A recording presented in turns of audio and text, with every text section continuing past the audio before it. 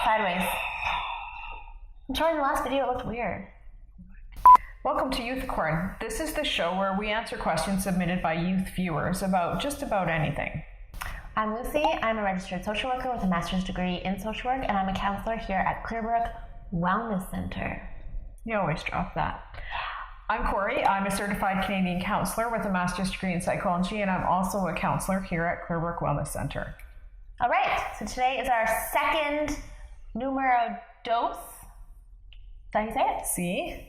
And we're better mic'd, so the audio is better. Today, for our second episode, we're going to be answering the question, how can I tell if someone is trying to manipulate me, or you, or you? I assume the person asking the question wanted to know when they're being manipulated. This is a good one. So Lucy and I talked about this a little bit today. Well, we've talked about it for a while, but today we're talking about it. We're trying to think of times in our lives when we've been manipulated or feel like somebody's been trying to manipulate us, and it was kind of hard to nail down. That's what makes this a good question, but you did come up with one. But before I give the example, I think part of the challenge in us figuring out an example is that no one really wants to admit that they've been manipulated. Yeah, because you feel like there's something wrong with me, or I'm not as smart as I should be. I should have seen that coming. Yeah. You didn't see that coming. Or I had some warning signs.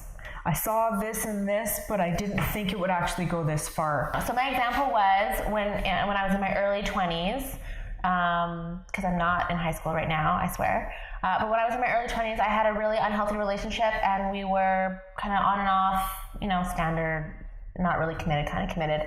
And this person began threatening me in a way saying, like, if you don't talk to me or if you don't answer my texts, then I'm going to do this, or I'm going to hurt myself, or I'm going to go out and do this really irresponsible thing, and it's going to be your fault, and you better pay attention to me. And I fell for it a few times, feeling really guilty and feeling like, oh my gosh, if something happens, it's going to be my fault.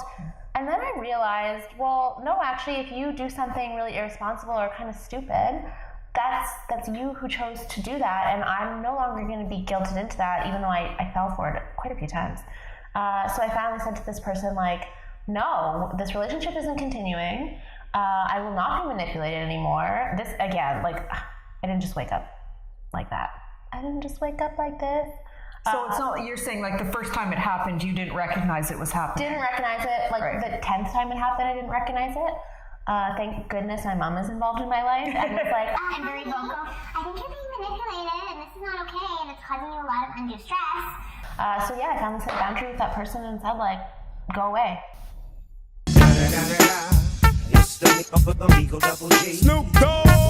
That was my example. And that's one, we're gonna go through a couple examples of manipulation just to throw out there. I mean, there's dozens and dozens and dozens of ways that people manipulate, but that one I like to call emotional baiting. I've seen different terms for it. I like to call it emotional baiting because it's all about getting the other people to feel something that makes them continue feeling attached to you, but not because they want to be. Right. Because they feel like they have to be. Right. Okay, so let's talk a little bit about the definition of manipulation. I'm going to start by telling you what it isn't. So manipulation is not the same as coercion or compulsion. In manipulation, you're not forcing something from somebody. There isn't a do this or else consequence generally tied to the end of manipulation. Manipulation is also not ethical. And the reason it's not ethical is because it happens in the dark. It happens, the manipulator does not want, it's a word, manipulator. Maybe I should have said the O more. But the manipulator does not want you to know that that's what they're doing. And so... Pause. What she's trying to say is what the person who's doing the manipulating or the manipulator is being sneaky and secretive about it. Underhanded. Wait, let's do it again. Underhanded. They don't want you to know what they're doing because then it won't work effectively. And so that's what makes it unethical, is that you don't have all the information you need to make an informed choice. That is so true, Corey. So true. Let me tell you what it is. Tell me what it is. Girl, let me tell you what it is. It is social influence. These are the words that are written on the screen here. Social influence. It's covert compliance gaining. And the definition that Corey took a little definition from here and a little definition from here, and she manipulated it into one definition. In an ethical manner. In an ethical manner, everyone. It is an exercise of control or influence aimed at altering the attitudes, beliefs, or behaviors of others through covert and deceptive tactics, aka being sneaky and secretive and uncool. Underhand. Okay, so what are the key points to pull out of that definition? I remember we discussed this in the dry run, and I do not recall right now. So you're going to have to help me out, Corey. Help me out. Okay, well, first of all, you're exercising control, right? But you're exercising control in a way that the other person doesn't even really recognize they're being controlled. So that's the first and the last points. You're exercising control, and it's deceptive, it's covert, they don't know what's happening. The middle part is that you're looking to change something about that person. Their attitudes, what they think about you, what they think about other things, their beliefs, or their behaviors. So you're exercising control to change something about a person, and you're doing it in a way that they don't know what's happening. That's a lot going on. Well, and it's all happening like so subtly that it can be super hard to recognize. Okay, so let's look at some examples that we came up. And again, keep in mind that I said there's dozens and dozens, and there literally are. You can find lists of them on different websites.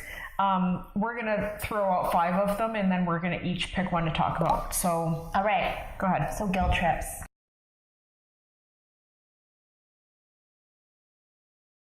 Oh, those irritate me. But guilt trips are out there, and I am also guilty of doing that to others. Guilty of guilt trips. Criticism disguised as humor or sarcasm. I'm so glad we're having this rehearsal dinner, you know? I so rarely get to practice my meals before I eat them. Corey, what is your love language? Sarcasm. So how do you know? It's not just mine. It's my family's love language. It really is. That's where That's generally another video, everyone. We're generally a sarcastic family, but I don't feel like it's criticism disguised as sarcasm. It's just sarcasm for sarcasm. Don't judge me. Yeah, I'm picking up what you're putting down. Okay, continue. Next one that really grinds my gears, and I have a perfect example for this one, is playing the victim. I don't know why I felt the need to be so forceful with that one. Can I just say that we don't have a clique problem at this school? And some of us shouldn't have to take this workshop because some of us are just victims in the situation? That's probably true. How many of you have ever felt personally victimized by Regina George?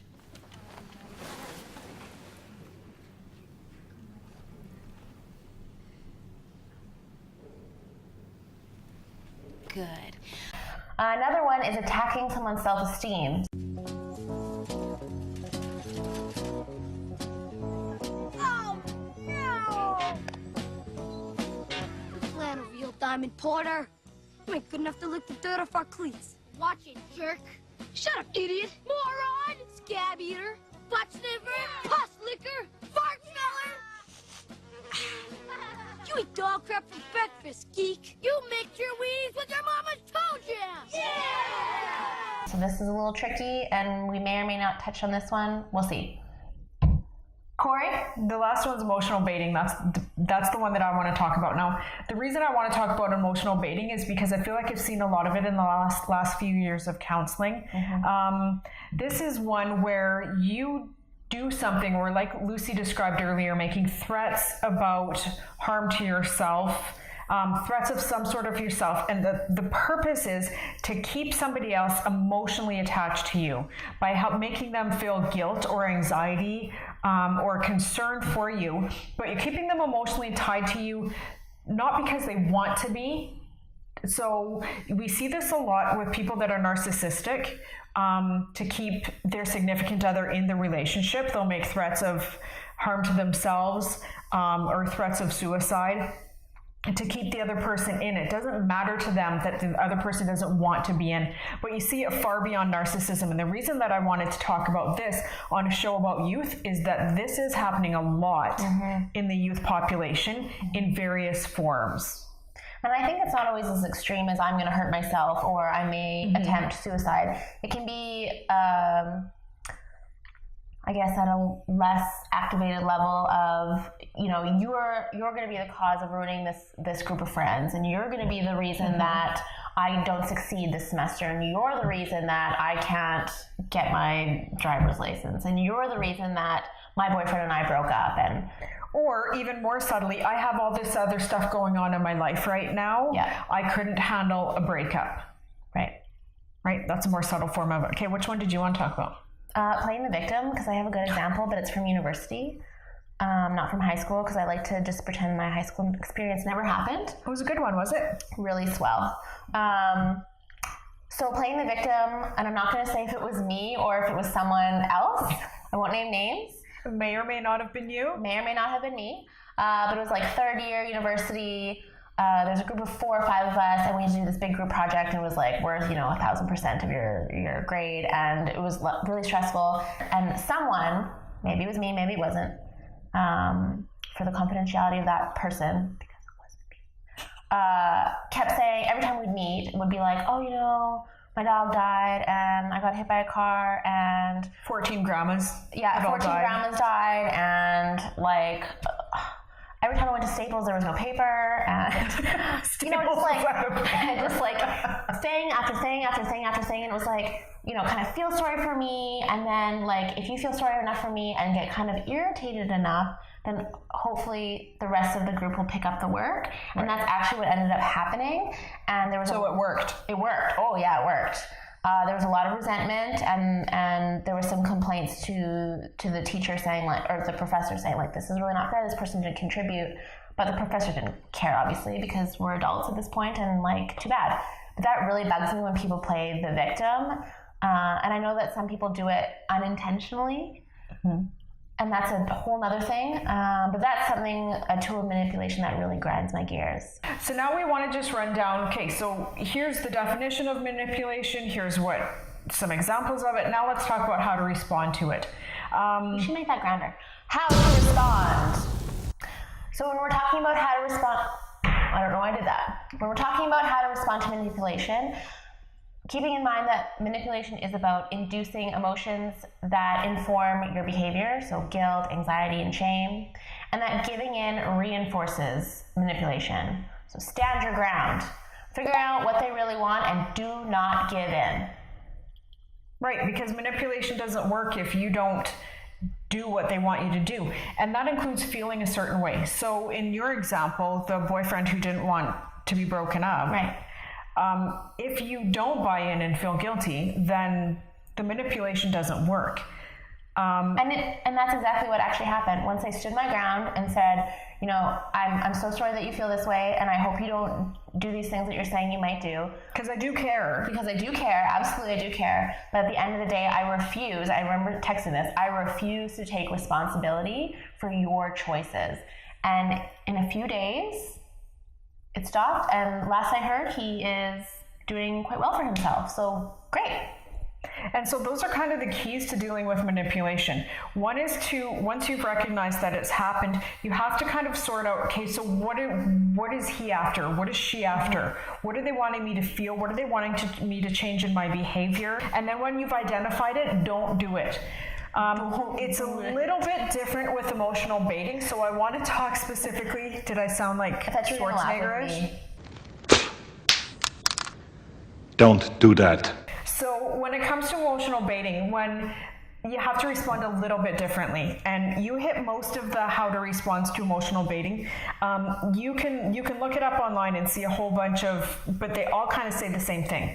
So the first is not to identify it.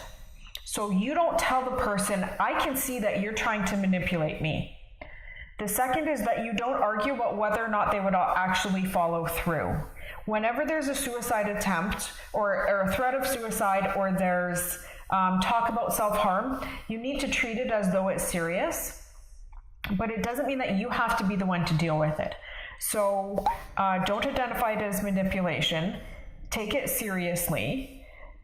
But then you set your boundaries, which is the next step that you took. This I'm not doing. I'm not going there. I care about you. Let me help connect you to the appropriate resources. Wonderful. Bingo. All right. Conclusion. Oh my gosh, you guys, this went by so fast. It did. That's because you talked the whole time. Okay. We want to thank everyone for watching our second numero Dos. episode. I'll get better at that. Maybe I'll never do that again. We want to know if you agree with us or disagree with us, and let us know maybe some examples of when you were manipulated or when you maybe manipulated someone else, because we've all done it.